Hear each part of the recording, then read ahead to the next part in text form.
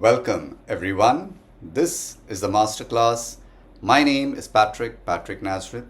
I have around 30 years of teaching experience and I would like to help dispel your doubts should you have any. Today we take a look at a lesson, The Snake and the Mirror, written by Vaikom Muhammad Basheer. Basheer was born in 1908 at Kerala in India. He is one of the most celebrated writers in Malayalam literature. He had little formal education, but he became a master storyteller. He wrote in simple colloquial Malayalam, the language of the people. He focused on writing on ordinary people and everyday life. He wrote with humor, criticizing what he felt need to be criticized in society and with a deep feeling for humanity. The common man's struggles were dealt with warmth and wit. He was heavily involved in India's freedom movement and in fact spent time in jail as well. He received many awards, including the Padma Shri. When you are growing up, you tend to look at yourself in the mirror at a certain age and start wondering, how handsome am I? Or am I pretty? Have you ever wondered whether animals feel that way? We go to a village in Kerala. There is a homeopathic doctor who is telling his friends about an experience he had with a snake. He says it was a time in summer, years back. It's late at night, 10 o'clock. He had his meal outside at a restaurant and he went to his room. As he entered his room, he heard a noise from above. He didn't think much about it. Why?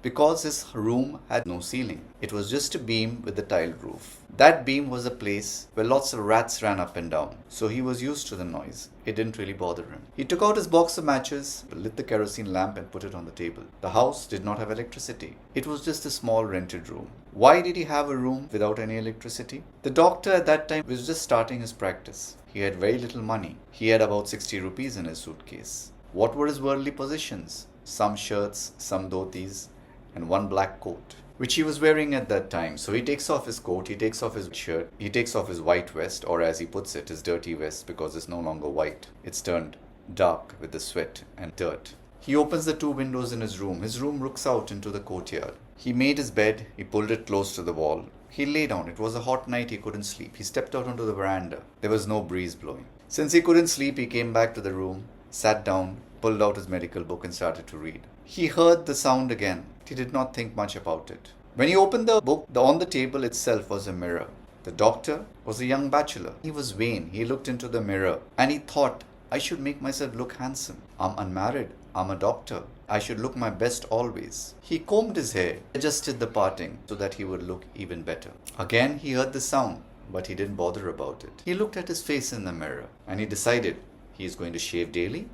He's going to grow a thin mustache. Anything to look very handsome. He smiled. To him, it felt he had a very attractive smile.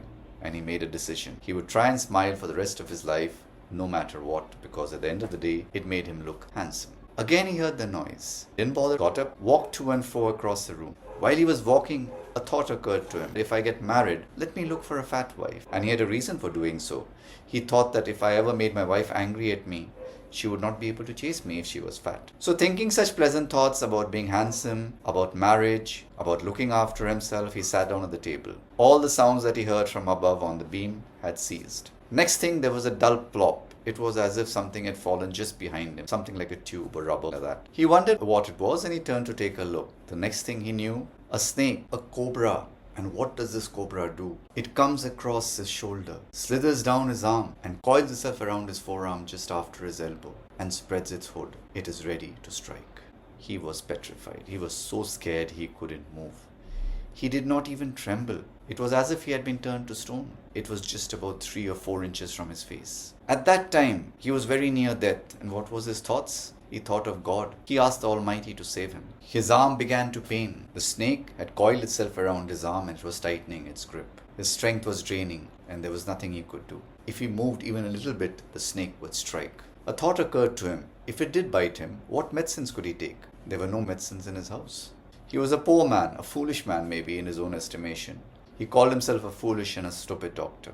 He smiled to himself. Maybe God heard him. Maybe God realized that he had made this man suffer enough. The snake turned and looked into the mirror. And when the snake looked into the mirror, it was fascinated. It let go his arm, came onto his lap, and from his lap he went onto its table. On the table itself, and then started to admire itself in front of the mirror. The snake saw its reflection. He wonders, was it having the same thoughts as him? Would it have wanted to grow a mustache if it was a boy snake? Would it have wanted to put on mascara if it was a girl snake? Or simply, did it want to admire his reflection? He doesn't know. All of a sudden, his movement, everything returned. He was just about a second ago made of stone. Not any part of him was moving. He jumped up and rushed outside the door. He ran into the courtyard. In fact, ran right across the courtyard. His friends were listening to him, were relieved.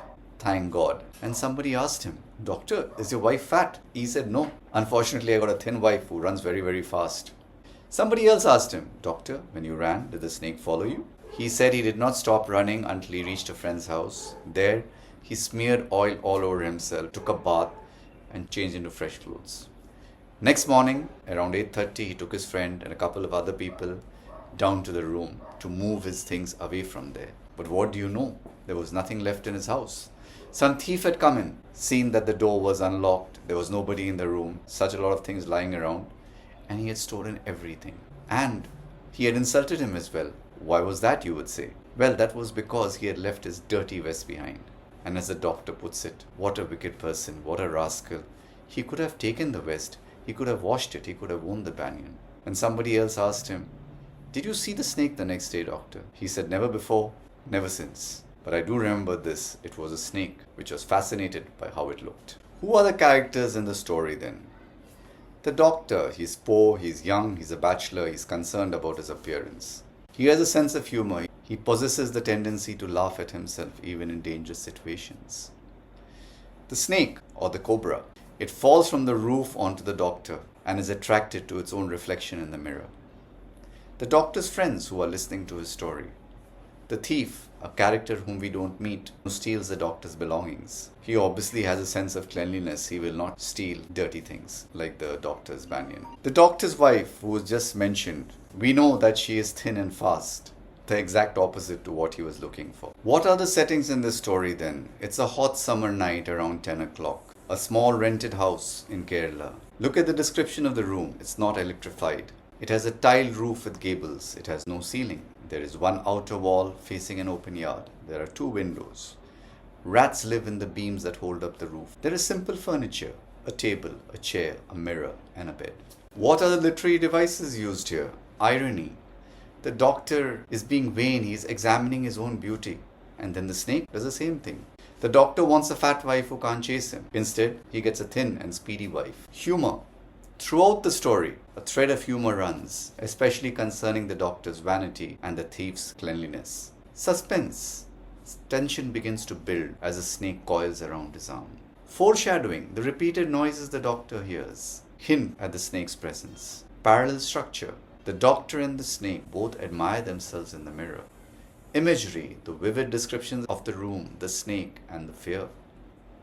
Metaphor. I was turned to stone for being paralyzed with fear.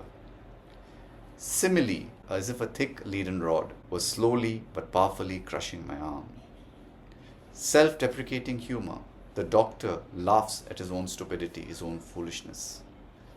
A frame narrative, a story within a story, where the doctor is telling his friends about an incident that happened in his past. Repetition. I was, after all, a bachelor and a doctor. What are the themes that run through the story then? Vanity and self-obsession. The doctor, as well as the snake, are very concerned with how they look. Human foolishness. The doctor laughs at his own silly thoughts and his concerns, which are basically nothing when he's faced with death. Fear and survival. The reaction of people when they are facing death. Irony of life. Things never turn out as we plan. The doctor wanted a wife who was fat. He got one who was thin instead. Humility. Pride comes before a fall. The doctor learns not to be so vain. Divine providence. The doctor feels God's presence and believes God saved him. Humor in danger. Finding comedy even in life-threatening situations. Materialism. The doctor's few possessions and their loss. Self-awareness. Being able to laugh at oneself. That's the lesson there for you then. I do hope I have been of help. If I have, do remember to like, subscribe, and share. Remember, there are others out there who would need our help. Thank you so much for watching.